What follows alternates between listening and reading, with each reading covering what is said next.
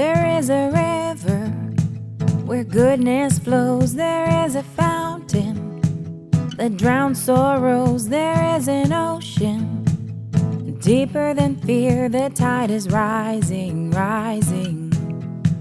There is a current stirring deep inside. It's overflowing from the heart of God, the flood of heaven crashing over us. The tide is rising, rising. Bursting, bursting up from the ground. We feel it now. Bursting, bursting up from the ground.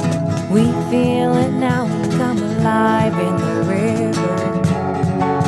We come alive in the river. We come alive in the river. We come alive in the river.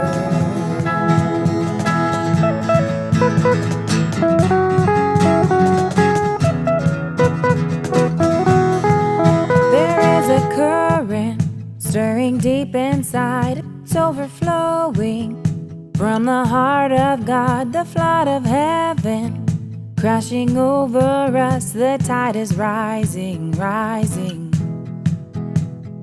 Bursting, bursting up from the ground.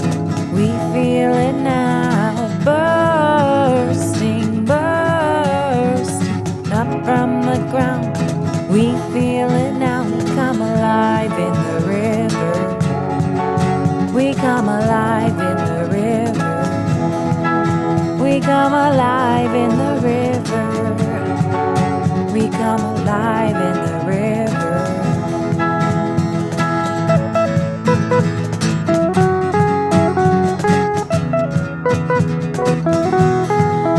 Break open prison doors.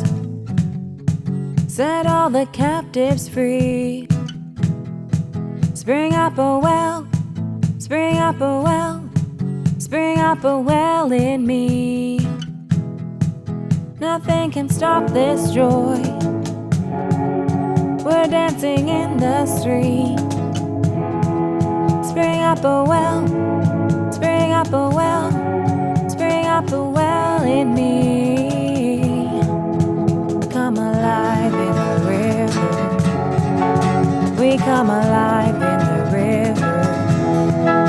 We come alive in the river. We come alive in the river. Spring up a well. Spring up a well. Spring up a well in me. Spring up a well. Spring up a well. Spring up a well in me.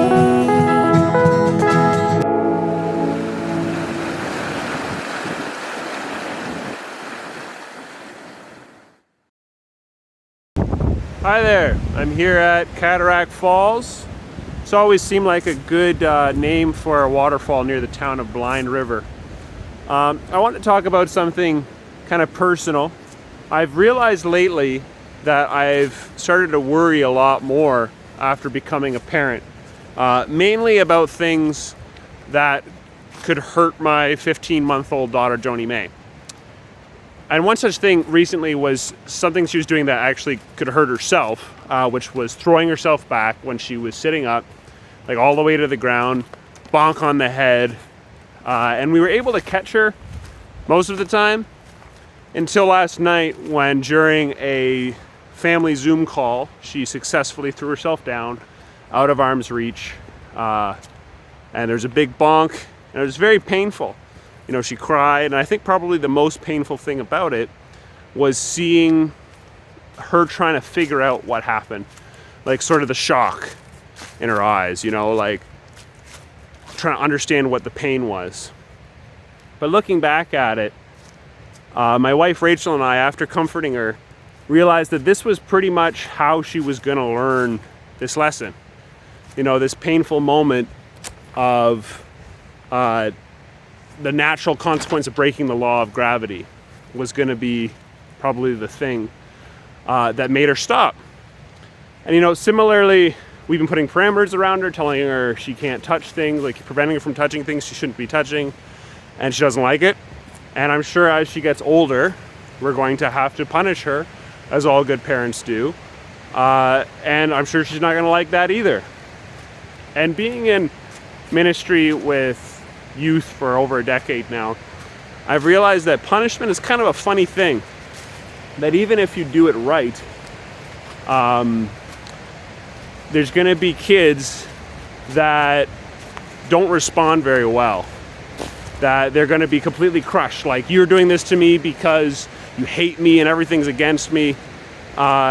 Instead of kind of taking the easier path of being reinstated into the game, being forgiven, and being with their peers. I think we all know an adult that's kind of like that, who remembers like a painful experience from their childhood, but it really was someone just putting parameters around them, and they act like it's abuse or something.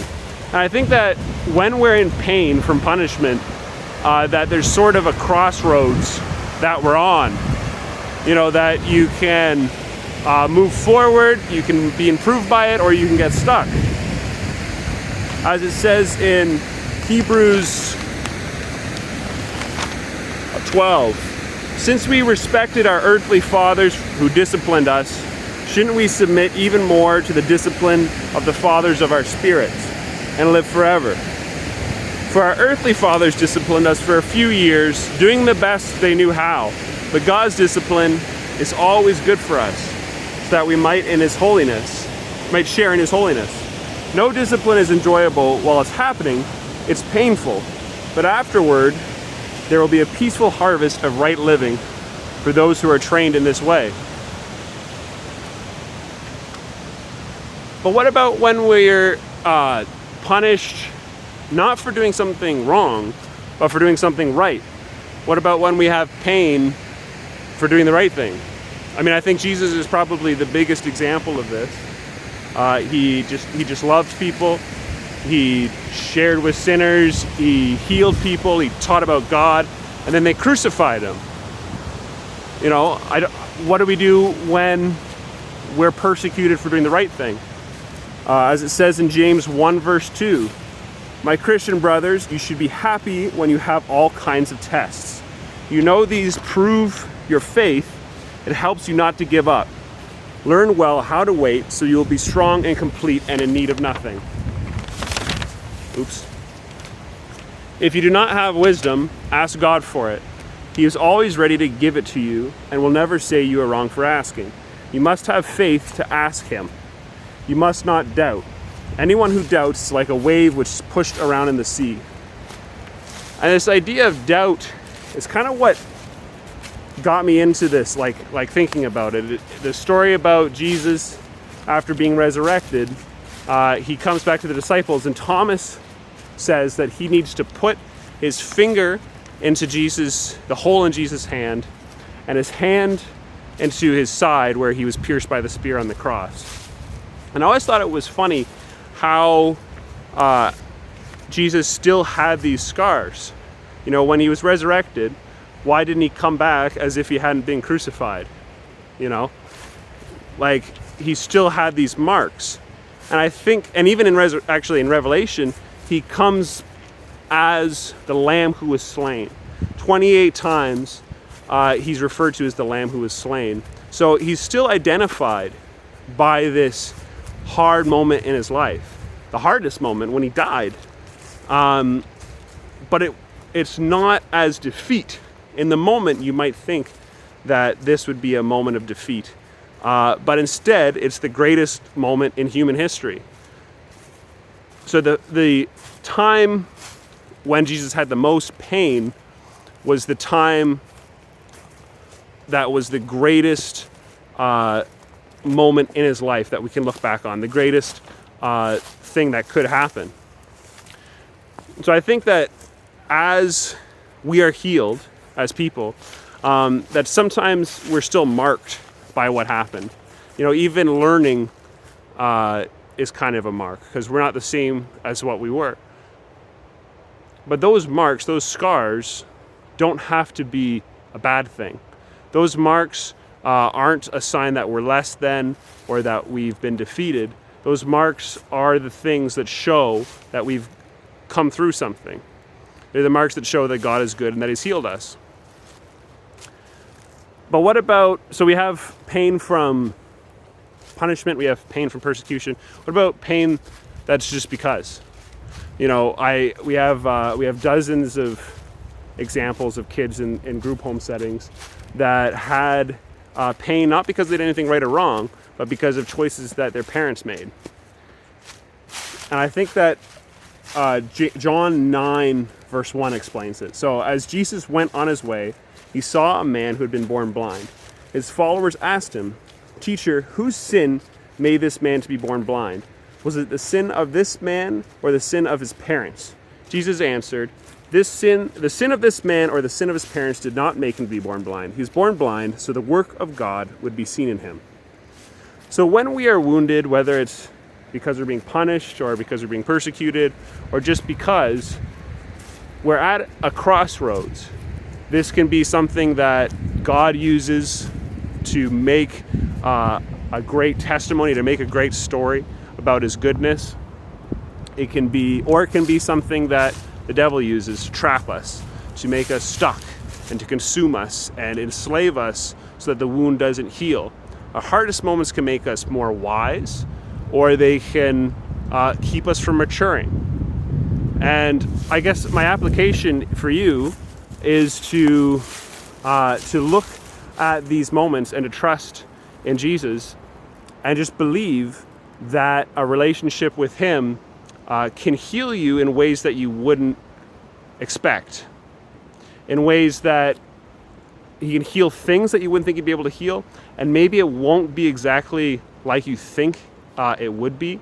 We have lots of friends whose upbringings were nightmares, whose childhoods were traumatic, whose lifestyles were criminal, and they are the people that now have the most joy and the most wisdom, and they also have a testimony to share that is full of grace for other people. And these moments are the moments that God has put into your life as an opportunity to make your life be more about Him, so that when you look back at them, it's not a moment of defeat, but it's a moment that shows the work of God. Thank you.